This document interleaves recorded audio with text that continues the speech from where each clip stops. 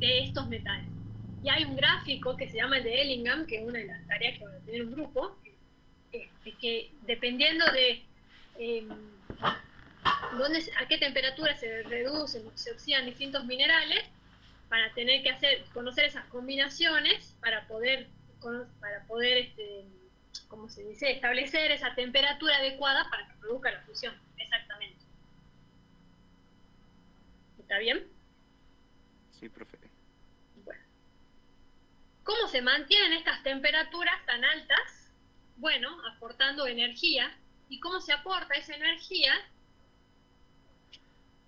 Bueno, por lo menos el aporte de energía, y esta energía es una reacción exotérmica, así que se produce por alguna variedad de carbón, el que más se usa es el coque.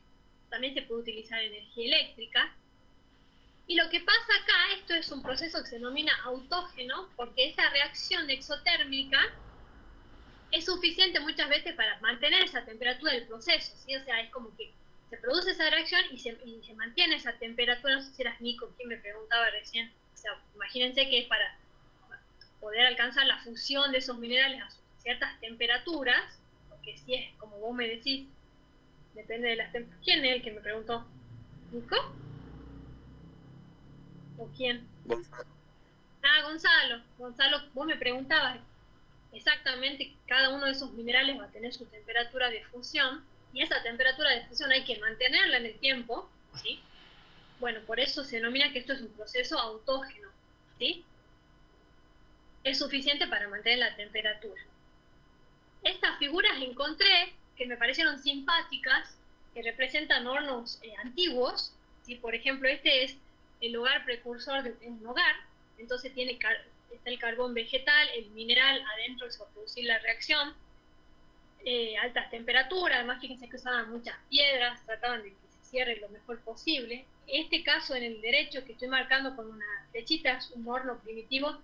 Fíjense que para que ingrese oxígeno, porque vamos a necesitar oxígeno para producir las reacciones, utilizaban fuelles. Y después ya un horno más moderno, el horno romano, fíjense que también en el medio, en el medio, está el mineral con el carbón vegetal, ¿sí? Y ya tenía un lugar en donde se hacía una inyección forzada de aire, acá a la derecha, en la flechita se ve a la derecha. Después, si ven acá, dice un tapón de barro temporal, ese lo ponen al tapón ahí hasta que se logra fundir el metal, ¿sí? Y cuando ya está, como que ya hay mucho metal, ese tapón se abre y salía el metal. Ven que ahí se ve cómo está el metal en ese espacio. Y bueno, y todo esto es la escoria, que es todo lo que no servía. ¿Cuáles son las ventajas de la pirometalurgia? Altas velocidades de reacción. Además, nos permite obtener una producción elevada de los distintos metales. Perdón, a grandes instalaciones. Bueno, grandes instalaciones no sé cuánto de ventaja tiene, tendrá ventajas y desventajas también. Y con respecto a las desventajas, bueno, poca selectividad, dice, y eficiencia de las reacciones químicas. ¿Qué significa? Que muchas veces ocurren reacciones colaterales que no son deseadas, ¿sí? Y a veces también la eficiencia no es tan buena, consumen mucha energía. ¿Vieron lo que yo te decía, Bonita, al principio?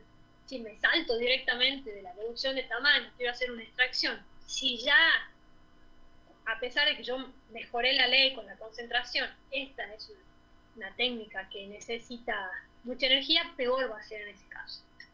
Además, muchas veces es necesario repetir etapas por esto, porque el rendimiento es bajo, porque muchas veces, a pesar de que uno hace lo posible para obtener, qué sé yo, solo hierro, siempre hay algunas impurezas que quedan ahí pegadas. Y bueno, la contaminación ambiental también es un problema, y los ruidos. Bueno, la separación de minerales y la purificación mediante temperaturas elevadas se realiza en los equipos que son los hornos. ¿Han visto algo de hornos en operaciones?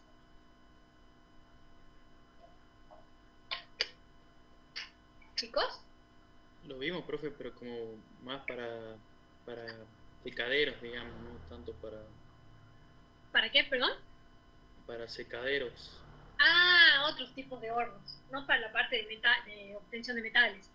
No, no.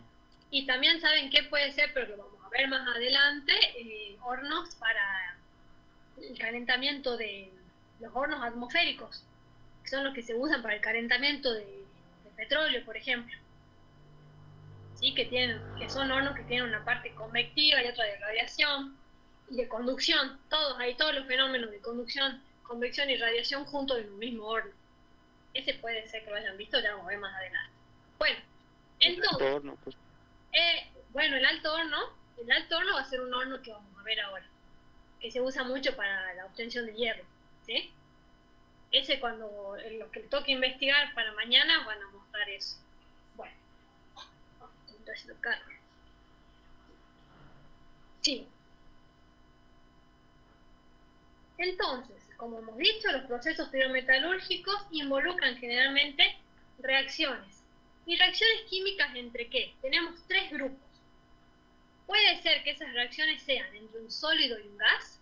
Entonces son los procesos que pueden haberlos visto en química general, de calcinación y tostación, ¿sí? Un proceso pirometalúrgico.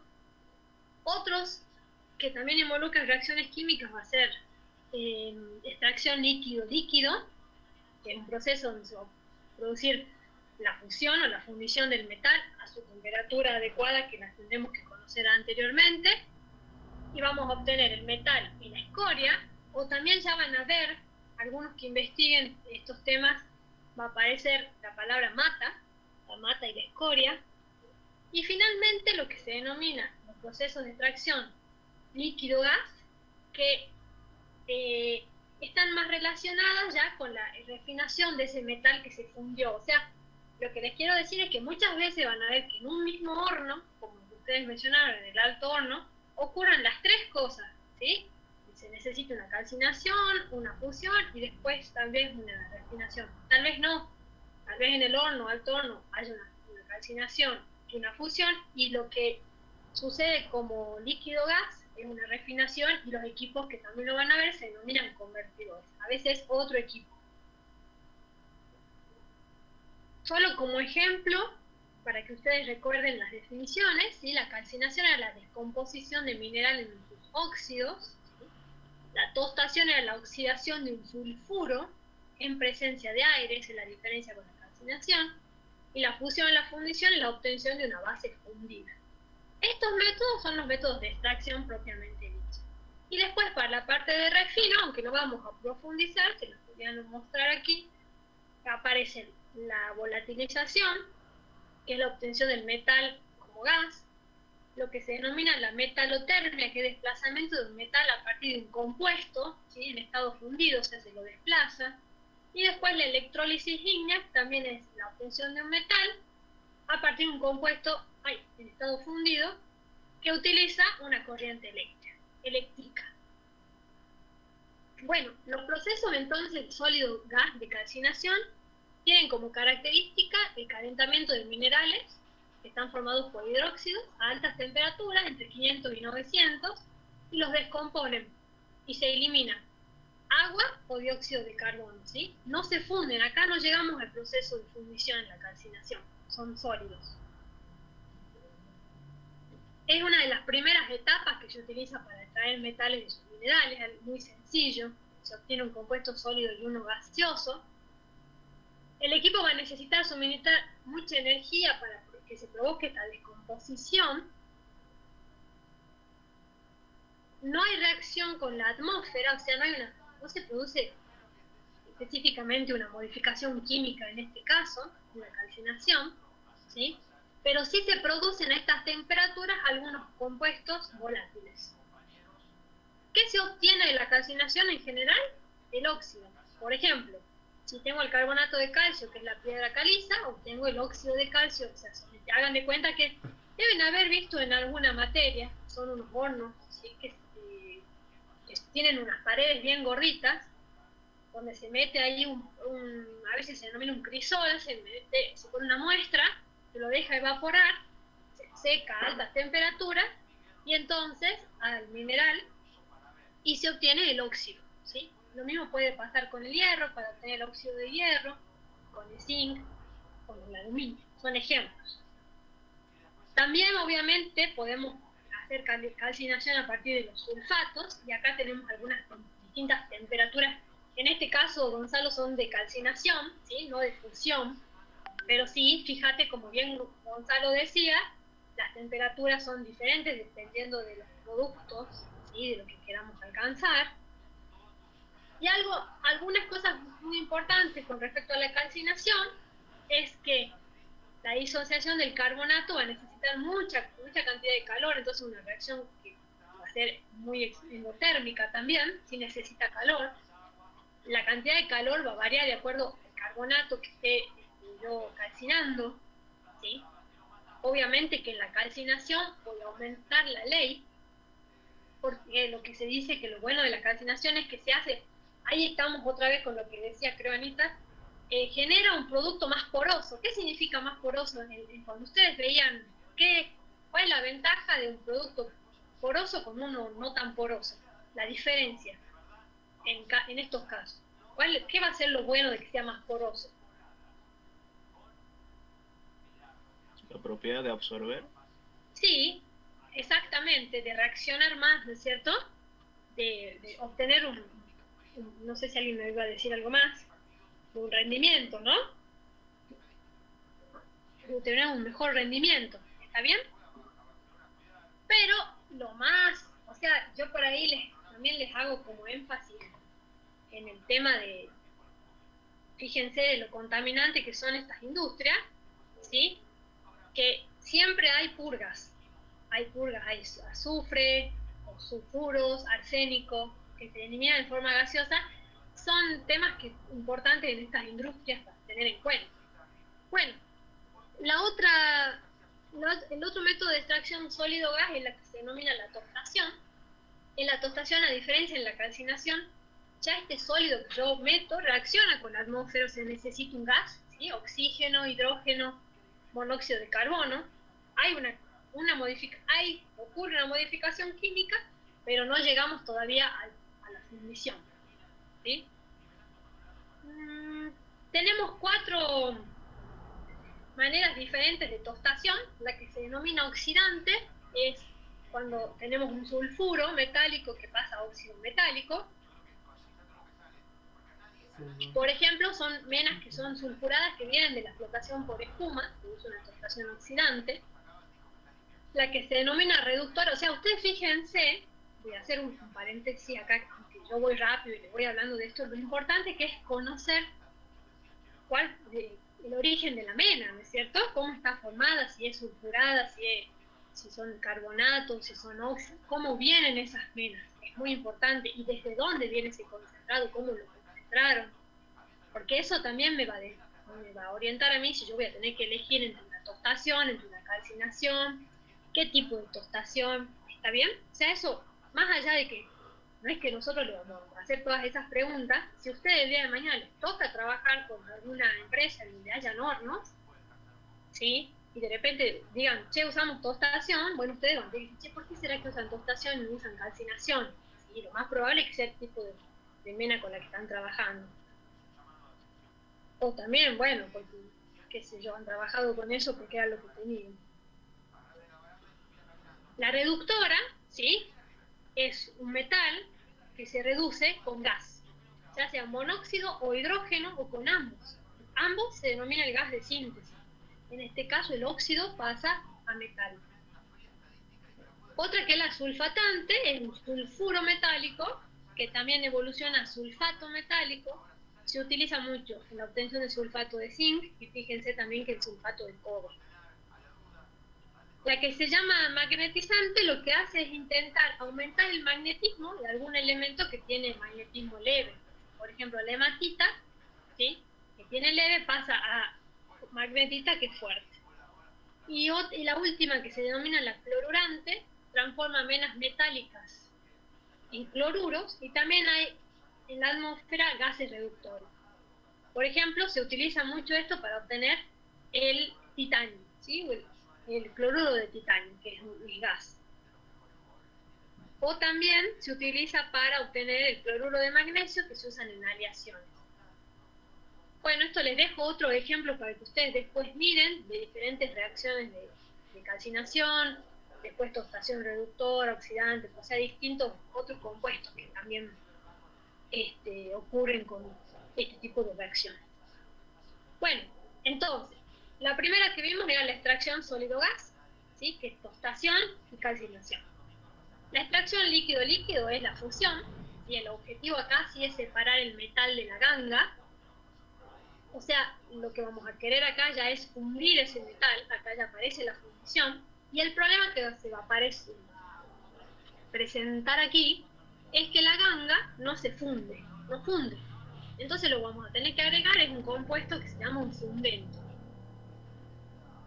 La fundición, la mena mineral se calienta y se reduce, ¿sí? Entonces se utilizan agentes reductores como coque o carbón mineral, que es lo que veíamos en esos hornos antiguos, sí, antiguos, para obtener un metal puro y separarlo de la ganga y de otros posibles elementos que puedan aparecer, ¿sí? Lo que hace el carbono presente, elimina el oxígeno de la mena, de los óxidos, ¿sí?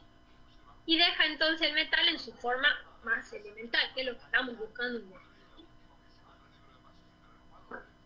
Bueno, como les decía, el problema de la extracción líquido-líquido, que queremos, obviamente, vamos a aumentar la temperatura hasta el punto de fusión de ese metal, pero como viene con esta ganga, ya van a ver que la mayoría de las gangas son silicatos, no funde la ganga, entonces lo que se hace es agregar lo que se denomina un fundente. ¿Qué es un fundente? Es un compuesto que lo que logra hacer es bajar el punto de fusión de la ganga y de esta manera lograr que funda y pase al estado líquido, ¿sí? Se utilizan distintos fundentes dependiendo del origen de la ganga. Por eso es tan importante también estudiar bueno, la ganga y los compuestos que ingresan, la corriente que ingresa al horno, esa concentración que viene de esa mena concentrada que viene de la etapa de concentración. Algunos fundentes que se usan, piedra caliza o dolomita, ¿sí? Y bueno, como les digo, se obtiene un producto de bajo punto de fusión y de baja viscosidad para que ocurra, porque son todos líquidos que están súper calientes, ¿vieron? Súper calientes y que fluyen, que tienen que fluir de la mejor manera posible. Bueno, en definitiva, la ganga, nosotros vamos a obtener, ¿qué vamos a tener acá? Una gran mezcolanza de metal, que va a estar fundido, eso vamos a obtener en el horno, ¿sí? La ganga y el fundente. La ganga y el fundente es lo que se denomina escoria. ¿Para qué se usa la palabra escoria? ¿Para qué la usamos esa palabra? Como decimos que cuando insultamos a quién, qué feo, pero no usen. A alguien que no sirve, profe. Claro, horrible, ¿no? También, pero bueno, sí, esta es una escoria. Bueno, la escoria viene de acá, es súper antigua esa palabra, es lo que no sirve. Que en realidad, lo que no sirve antes, porque ahora, como les digo muchas veces, hay que recuperar cosas de la escoria, se la puede utilizar para cosas que sean útiles para el hombre. No me acuerdo si algún año nosotros en industrias, uno de los trabajos especiales fue ver que se podía recuperar de la escoria, o si se podía utilizar la escoria para hacer cemento para las calles. Bueno, uno entonces, como ven acá una reacción, una de los fundentes que se usa mucho es el óxido de calcio, ¿sí?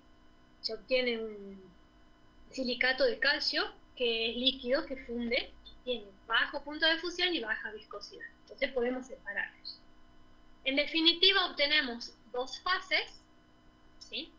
Una fase que se llama una fase reducida o la fase donde está el metal, la metálica, y una fase oxidada que es la escoria. Entonces esa escoria es un líquido mezcla, tiene muchos óxidos fundidos, o sea, tiene muchas cosas que no se reducen, ¿sí? Tiene bajo punto de fusión y baja viscosidad. No sé, esto les voy a mostrar solo para que ustedes tengan como idea y pueden buscar más info. Tampoco es que yo soy experta en pirometalurgia, hay gente que tiene mucho más conocimiento. Les puedo contar que esta clase la daba en el pasado el ingeniero Flores, que es un experto en todo lo que son temas de minerales, así que él sabía mucho de esto, pero me pareció interesante que vean qué es lo que sucede, ¿sí? Con la cuestión esta de la escoria y la ganga y qué tipos de fundentes se utilizan. Fíjense en el dibujito que está a la izquierda, ¿sí? Cuando al final, en la parte final de ya van a ver que los hornos y el alto horno es como una cuba. Al final hay como un crisol recolector, como si fuera un platito. En ese horno, igualmente ustedes imagínense que estamos hablando de dimensiones súper grandes. Esto parece que es la olla de mi cocina, mentira, ¿no? Son equipos de gran tamaño. Abajo se posiciona todo el metal fundido, ¿sí? Y muchas veces también tienen otras cosas, no es como ven acá, ya van a ver, no solo es un metal, por eso después va la etapa de refinación, y por arriba se pone la escoria. Bueno, la escoria, ¿sí? O sea, está formada por óxidos ácidos y óxidos básicos, una mezcla de varias cosas, ¿sí? Silicatos, qué desobediente esta computadora. Pueden ser silicato, óxido de aluminio, óxido de calcio. O sea, la escoria está formada por muchos compuestos. Y lo que se dice en general es que puede ser tanto la ganga ácida más infundente, que es un óxido básico, es escoria, y si la ganga es básica más infundente, que se agrega como óxido ácido, es escoria. Lo que se calcula para conocer la composición de esa escoria es lo que se denomina un índice de basicidad, ¿sí? Que es una relación, un IV, ¿lo ven ahí? Es una relación entre la sumatoria de los óxidos básicos que están presentes, por eso se hace un análisis obviamente químico de todo esto, sobre la sumatoria de los óxidos ácidos, ¿sí? Fíjense que ven esta ecuación, no es una ecuación, no es como si fuera una combinación de distintos compuestos, es esta, no sé qué, no le quiero decir, esto simula una escoria, ¿sí? Que si lo viéramos así bien, tal vez prestamos atención, fíjense que pareciera que hay menos óxidos básicos y más óxidos ácidos, ¿sí? Y si hacemos una división entre eso, fíjense que al medio obviamente está el metal, que dentro del metal hay muchos metales, en realidad no es que hay muchos metales, esto es un ejemplo, alguno de ellos puede haber, dependiendo de cuál estoy rescatando. Bueno, y si nosotros hacemos un cálculo así medio ojo, esto sí sería como un sorting casi, del IV, podemos ver que cuánto nos va a dar, si pareciera ser que la sumatoria de óxidos básicos es menor que la de los ácidos. ¿Cuánto nos da? Este número sobre este número. ¿Daría mayor que 1 o menor a 1? Y esto es más pequeño y esto es más grande. Menor a 1. Eso daría como el índice de basicidad es menor a 1. Entonces, si se fijan acá en una oración que les puse, puedo determinar el tipo de escoria que tengo, ¿sí? Si la escoria es básica, si es neutra, o que en este caso sería una escoria ácida. ¿Por qué es importante conocer el índice de basicidad? Y bueno, porque me va a permitir conocer las características de esa escoria y ver cómo la voy a tratar después, una vez finalizado todo este proceso de fusión. Bueno, fíjense que no les he hablado mucho más yo de lo que después acuérdense que yo había nombrado que había otro proceso de extracción líquido-gas, que ese es un proceso ya de refinación, que lo van a ver ustedes en estos hornos convertidores, el equipo que lo toque mañana nos va a contar. Algunos equipos que les voy a mostrar, que son muy característicos de las operaciones pirometalúrgicas, por ejemplo, en las extracciones sólido-líquido, ¿sí? Se utilizan mucho los hornos rotativos, de lecho fluidizado, de soleras múltiples, de cuba, como nombraron el que más conocido, hornos para aglomeración. Bueno, hay muchísimos, sinterización, que pueden buscar qué significa. Mañana voy a preguntar a algún grupo si busquen. En el caso de líquido-líquido, que es fusión o fundición, de los hornos de cuba, que el más conocido es el alto horno. El de reverbero también es muy conocido. Ya van a ver que van a encontrar información de este horno de reverbero, que es de Martin Siemens. Hornos eléctricos. Y para líquido-gas, que son los que se denominan hornos convertidores, acuérdense que en estos hornos ya lo que sucede es la máxima refinación, el afino se le llama, cuando ya obtengo el mineral puro y el porcentaje alto, elimino impurezas metálicas, por lo que se denomina la esporificación, que es la oxidación con oxígeno o con aire, ¿sí? Bueno, como verán, esta clase no era muy larga, porque la idea un poco era presentarles el método de extracción de pirometalúrgico, cómo están basados, pero ahora sí, les voy a tirar la pelota a ustedes para que hasta mañana van a hacer una actividad.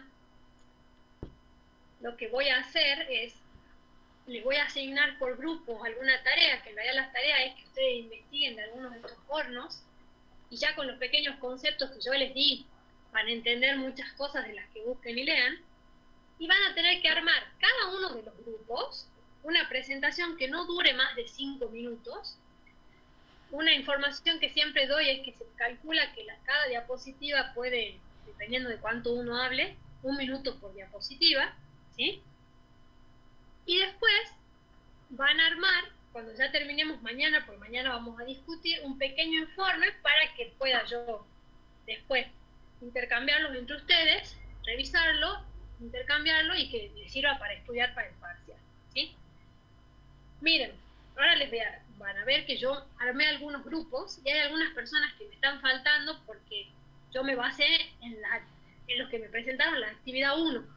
No estoy segura si hay gente que o no me mandó todavía, o tal vez me mandó, pero yo no le respondí. Así que bueno, les pido por favor que tomen nota y aquellas personas que no aparezcan en los grupos, me dicen ahora para que los pueda agregar, ¿sí? Bueno, el primer punto que van a tener que investigar, que va a ser para los sorteados, son Aguilera, Ruiz, Saldías y Tapia Rodrigo, que quiero saber si están todos. Si uno me dice sí, un representante, ya me conformo. Sí, estamos, profe. Muy bien. Bueno, el tema que les tocó a ustedes para poder contar mañana en la clase va a ser, es el diagrama de Ellingham, para qué se usa, y tienen que explicar con un ejemplo cómo se lo interpreta. ¿Sí? ¿Por qué es útil? ¿Cuál es la utilidad de lo que se denomina el diagrama de Ellingham? ¿Sí? Yo después les subo estas diapos, ¿no? En el Moodle para que repasen. El segundo grupo, que Martín y Serrano y Anita me mandaron su práctico solos, así que no los podía poner a trabajar solos, así que la sumé con Mayra y con Florencia, ¿no es cierto? Es en un grupo. Les toca a ustedes los altos hornos, ¿sí? Que son los hornos de Cuba, las partes constitutivas, cómo funciona, cuándo se utilizan los hornos, los altos hornos, si existen algunos altos hornos en Argentina, pueden buscar, ¿sí? Y bueno, tienen que explicar con algún ejemplo, uno de ellos puede ser la obtención de hierro. Y otra cosa importante es que definan las palabras nuevas que puedan aparecer. Aparece la palabra radio, puede aparecer las palabras por ahí mata. Es muy importante que las definan para, o sea, ustedes dan de cuenta que van a explicarle a sus otros compañeros cómo funcionan estos equipos. ¿Está? ¿Alguna representante del grupo que diga, ok? Tienen que hacer una presentación en PowerPoint que van a presentar mañana en la clase, ¿no? ¿Eso quedó claro? Sí, profe. Sí, profe. Ok. Bueno, sigo. Después Rodríguez, Corte, Valverde y Mechaca. Gabriela. Les va a tocar los hornos de reverbero, ¿sí? Son los hornos Siemens Martin también. Explicar sus partes. Veo las fotos. Les tocan los hornos convertidores que se llaman Bessemer Thomas.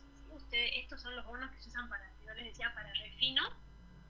Cómo funcionan, algún ejemplo, cada grupo va a tener 5 minutos porque así podemos discutir también. Bueno, después los hornos eléctricos, bueno, aquí está Aguirre, Fernández Pizarro, Ponce y Carmen, ¿sí? También les toca los hornos eléctricos, lo mismo que para los otros chicos, o sea, todos tienen que hacer lo mismo, excepto el primer grupo que le toca el diagrama de Ellingham. Luego tengo los hornos de lecho fluidizado, que el grupo es Chavarría, sí los vi a los chicos Retambay, Rojas, y ahí te sumé Jesús, ¿no? López, te sumé ahí porque vos me mandaste solo, Sí, sí, López Diego. Diego. Mi grupo es con Sumaño Ana, Cuba Orlando y Juan Avendaño. ¿Y ustedes me mandaron práctico? Ah, viste que yo... Dale. De hecho, me No. respondió usted también como recibido. Sí, pero a mí a veces los patitos se me cruzan. Perdón, Diego. Y entonces, claro, ahí vengo que me falta Ana y me falta... Sí, profe, ya falta. Sí, me lo registré, pero no lo podía encontrar. Y me acordaba de Cuba. ¿Cómo es tu nombre? ¿Cómo es el nombre de Cuba?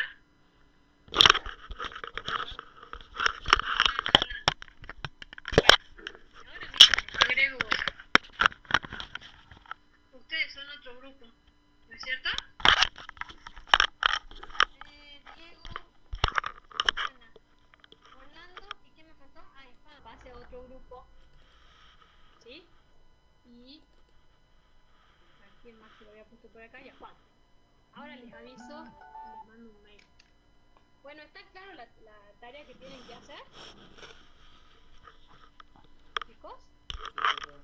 Bueno, entonces a los 4 que me estaban faltando, que va a ser el... Estoy por mandarme ahora, no sé. Acá, entonces grupo 9, ahora ya mismo lo defino, porque si no a todos les voy a empezar a agarrar como estrés, ¿sí? Lo que yo quería, así que qué suerte que apareció un grupo nuevo, es que busquen información con respecto a ese índice de basicidad, ¿sí? Un poco para qué se usa y cómo se aplica.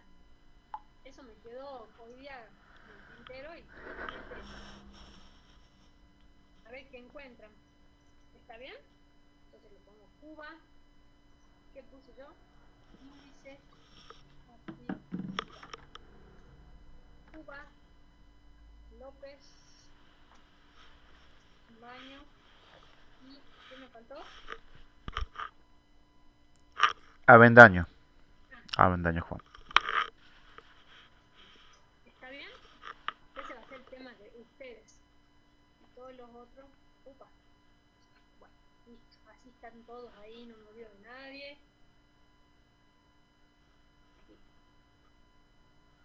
Entonces, mañana, jueves, los protagonistas del evento son ustedes. Lo que vamos a hacer es esa cuestión de presentar así